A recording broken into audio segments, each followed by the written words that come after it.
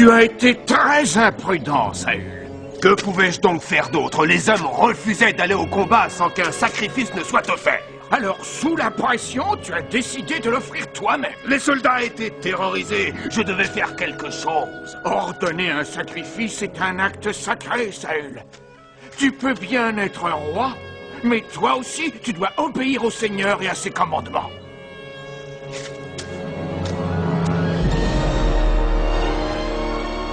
Quelques années plus tard.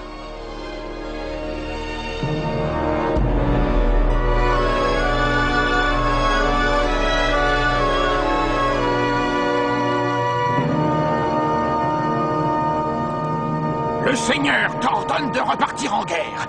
Une guerre périlleuse. Ce sont les ordres du Seigneur. Les offenses des Amalécites sont de plus en plus nombreuses. Ils sont en train de préparer la destruction d'Israël. En conséquence, pars avec ton armée et tue tout ce que tu rencontreras de vivant. Même leurs animaux. Tue tout ce qui est vivant. Je le ferai. Fais exactement ce que le Seigneur t'a commandé. Je t'ai dit que j'allais le faire.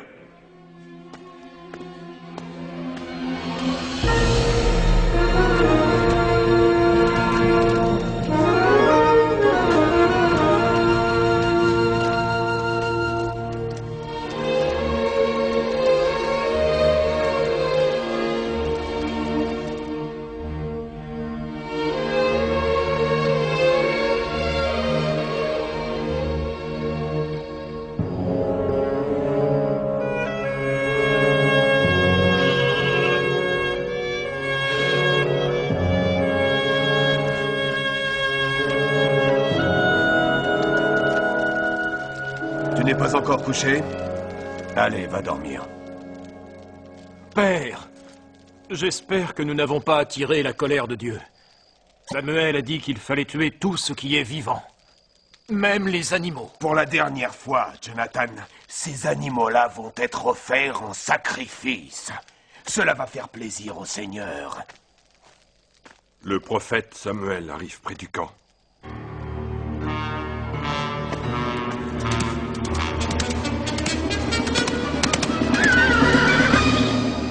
Les Amalécites sont tous morts. J'ai fait tout ce que tu m'avais demandé. Et alors? Non, ce sont des animaux pour les sacrifices. Oh, Saül, pourquoi n'as-tu pas obéi aux ordres du Seigneur? Vraiment, tu n'es jamais content. J'allais organiser un gigantesque sacrifice. L'obéissance est une vertu importante aux yeux de Dieu. Donc, c'est comme cela que l'on me remercie, alors que je viens d'exterminer le plus dangereux ennemi d'Israël, moi. Il fut un temps, Saül, où tu étais modeste aux yeux de tous. Mais tu as changé, tu t'écoutes au lieu d'écouter Dieu. Tu négliges trop ses paroles. Et maintenant, c'est lui qui va t'abandonner. Très bien. J'ai péché, j'ai eu tort. Maintenant, qu'on n'en parle plus. Saül, tu n'es plus le roi que Dieu a aimé et sacré. Tout comme tu m'as arraché ce vêtement des épaules, ton royaume te sera arraché. Et il sera offert à quelqu'un de plus digne que toi.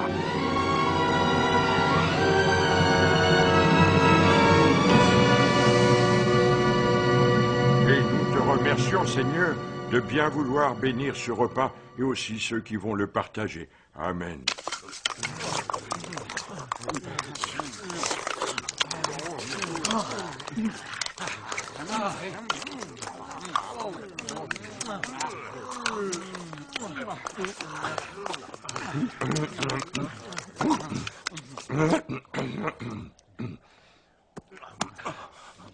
J'ai consacré tout l'après-midi à préparer ce repas. Alors faites-moi le plaisir de le déguster. Excuse-nous, mère. On n'a pas d'invité. Pourquoi ne pas manger comme d'habitude?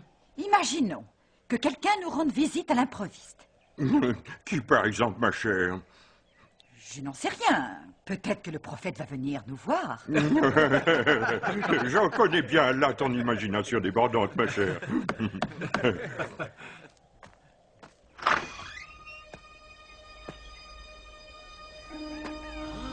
C'est Samuel le prophète.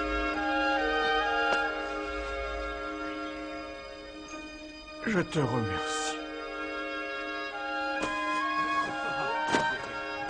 Des figues? Ce sont les meilleures qu'on trouve dans la région. Oh non, merci. J'ai hâte de remplir la mission que le Seigneur m'a confiée. Ainsi, c'est le Seigneur qui t'envoie chez nous? Oui, je suis venu exprès pour voir tes garçons. Le Seigneur a grand besoin de l'un d'eux. Je vois. Bien, je vais les chercher. Il veut faire la connaissance des garçons. Eh bien, je propose que l'on commence par l'aîné, mais lequel est donc l'aîné? C'est moi, père. Ah oui, bien sûr, Eliab, je perds la tête. Viens.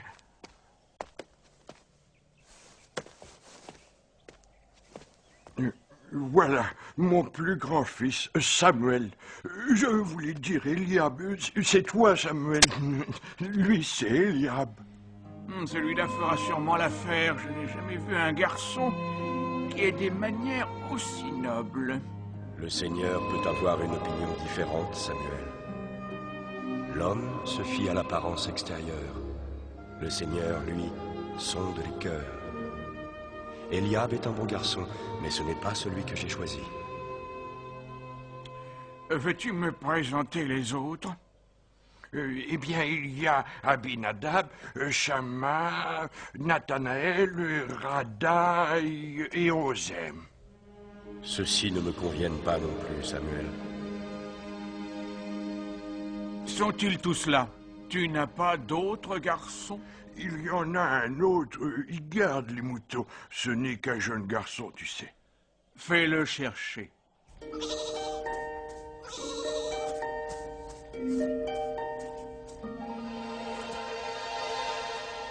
Je te le répète, Samuel, il est vraiment très jeune. Père, tu m'as appelé?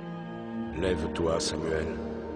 Donne-lui l'onction, car c'est lui que j'ai choisi. David, toi, le fils de Jessé, au nom du Seigneur, reçois l'onction qui fait de toi le roi d'Israël.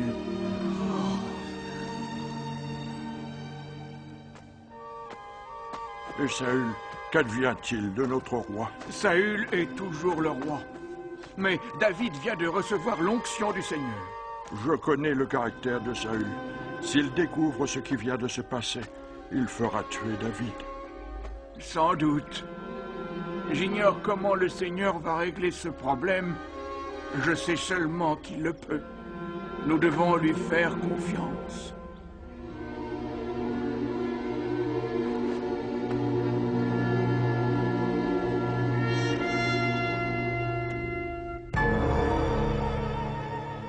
Camp des Philistins. J'ai imaginé que nous réunissions nos armées et que nous attaquions les Israélites ici. Engager toute l'armée dans une bataille? Non. Si nous les attaquons avec l'ensemble de nos armées, il n'y a aucun risque. Tu sous-estimes la puissance d'Israël. Ce que je propose, au contraire, c'est de constituer des petites unités et de les harceler. Je viens de découvrir la solution à nos problèmes. Je sais comment amener Israël à plier le genou. Majesté, que diriez-vous si nous avions un instrument de guerre qui serait si effrayant, si puissant, si impressionnant, que nos ennemis capituleraient à sa seule vue? Tu en as trop dit. Si cette chose existe, apporte-la-moi. Je crains que tu doives te déranger, Majesté. Je ne crois pas qu'elle puisse entrer ici.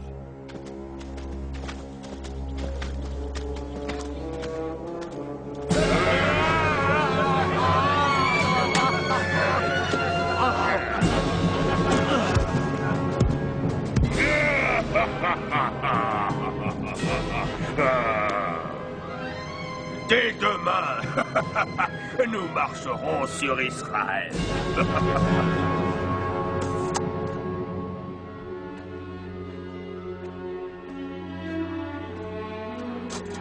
Alors que tout redevenait calme, nous arrivent les Philistins. Ne dites pas, on va se débarrasser d'eux une bonne fois pour toutes. pourquoi n'y vais-je pas? Je suis un enfant d'Israël, moi aussi, et je veux me battre. Je te le dis pour la dernière fois, David, tu es trop jeune. Au revoir, père. Ayez foi en Dieu, mes enfants. Au revoir, père. Ramène-les à la maison, Seigneur. Ne les laisse pas se faire tuer. Je les aime tellement. Je sais que s'ils meurent, ils seront près de toi. Par pitié, Seigneur, je ne suis pas prête à me séparer d'eux. Ramène-les à la maison.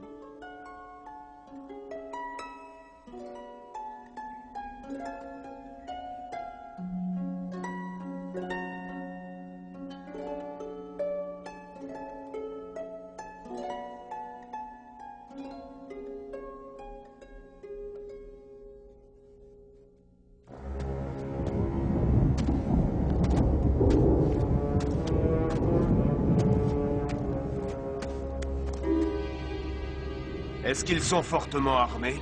Je ne sais pas. Ils sont derrière cette crête, là-bas. Soldats d'Israël, êtes-vous prêts à vous battre? Si vous êtes prêts à mourir, alors nous sommes prêts à nous battre. Bien, très bien répondu. Nous vous proposons un défi. Choisis parmi tes hommes le soldat le plus valeureux. S'il réussit à tuer notre meilleur soldat, alors nous deviendrons vos esclaves pour toujours. C'est parfait. Personne n'arrive à te battre, père. Toutefois, si notre soldat l'emporte, alors c'est vous qui deviendrez nos esclaves pour toujours. Relève le défi, père. Je suis Saül, le roi d'Israël, et j'accepte au nom de mon peuple ce défi.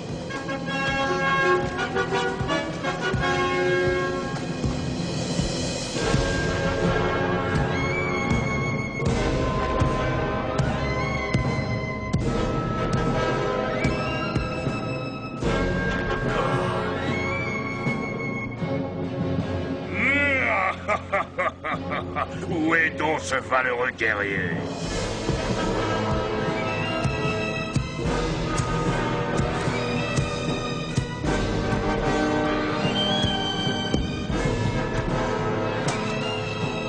Vas-y, père.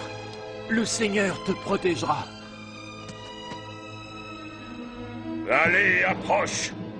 Tu te vantes d'avoir un Dieu vivant. Tu prétends qu'il te donne la force. Montre-le-moi.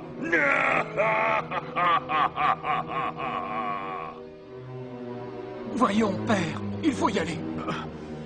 Je ne peux pas. Hein?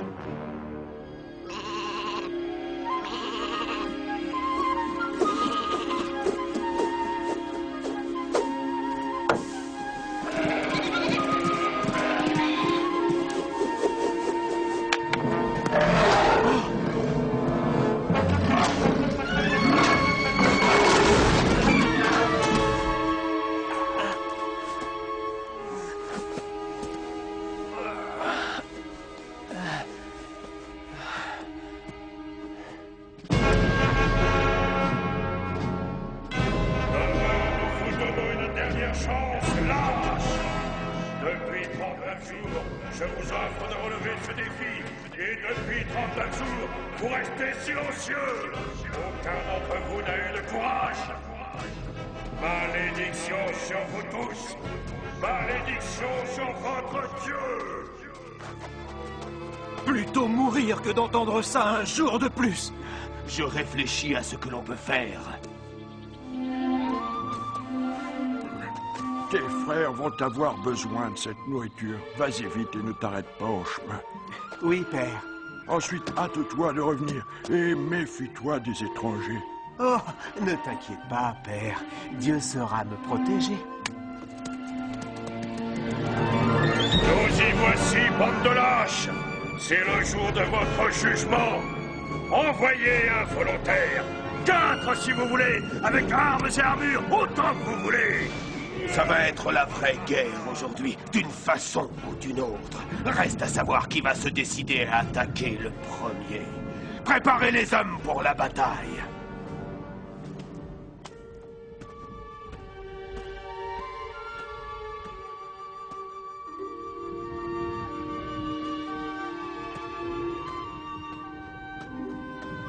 David, Que se passe-t-il?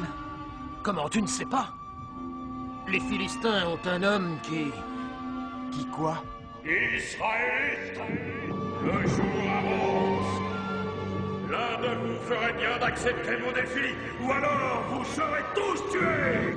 Qui est ce Philistin qui veut défier les armées de notre Dieu? Je vais le défier. Tu ne pourras pas le battre. Saül lui-même ne le peut. Où s'en va-t-il? Je veux combattre ce géant. Qui es-tu, petit? C'est mon frère David, Majesté. Il regrette et vous demande de l'excuser. Je veux combattre ce géant. Ce géant ne va faire de toi qu'une bouchée. Il a raison. Nous regrettons, Majesté. Viens, on s'en va. J'ai tué un lion uniquement à main nue. David, je t'en prie, arrête de raconter des histoires. Le Seigneur m'a envoyé ce lion entre mes mains et m'a donné la force de le terrasser. Je vous assure, c'est la même chose qui va se passer avec ce Philistin.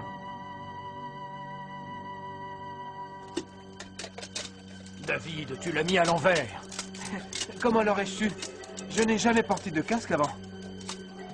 Il n'a pas la moindre chance. Je l'ai au moins convaincu de porter mon armure. Hein? Toutes ces choses ne font que m'encombrer. Et je ne sais même pas m'en servir. Il te faut quand même une arme.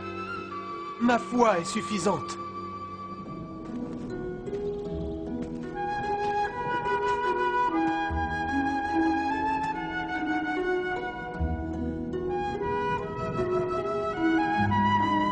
Un gamin. Vous osez m'envoyer un gamin. Quelle lâcheté! Qu'on se le dise, les Israélites envoient leurs enfants combattre à leur place.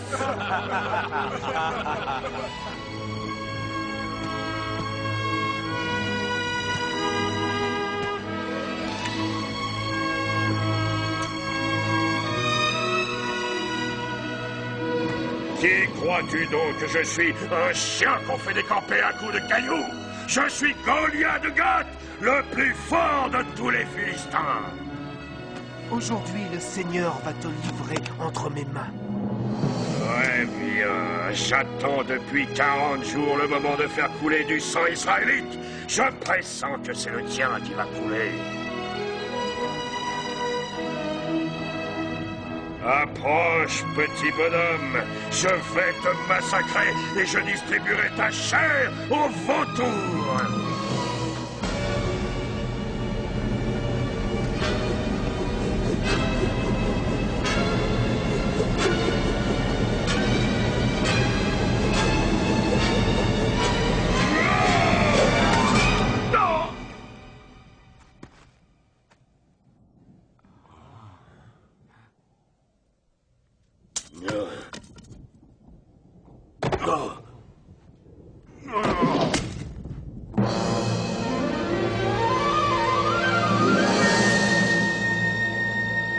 Goliath est mort. Goliath est mort! Goliath est mort! Fuyons! Il faut attaquer, père. Oui. À l'attaque!